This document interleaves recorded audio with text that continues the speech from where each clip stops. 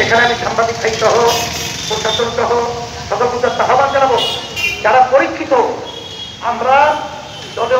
স্থানীয়ভাবে স্থলভাগে যত বিপদ আমরা বিএনপি দেখেছি, আওয়ামী লীগ দেখেছি, জাতীয় পার্টি দেখেছি, আদার্স অন্য সব দেখেছি,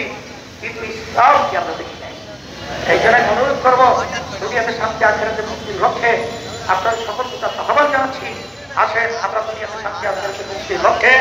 ইসলামী আন্দোলন বাংলাদেশের ছায়াতলে আপনাদের সকলকে আহ্বান জানাচ্ছি এবং সকলকে আহ্বান দেওয়ার জন্য,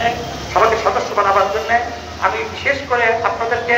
নির্দেশ বলেন, অনুরোধ বলেন, যা বলেন তাই করছি। আর আজকে আমি নগর সম্মেলনে যারা তদারকি করেছেন,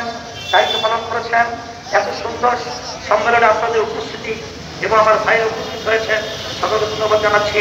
সাংবাদিক ভাইদেরকে ধন্যবাদ জানাচ্ছি, প্রশাসন ভাইদেরকে ধন্যবাদ জানাচ্ছি। সকল ধন্যবাদ জানিয়ে আগে তো নতুন কমিটি যেহেতু করতে হবে, এটা তো ঠিক করা হয়েছে,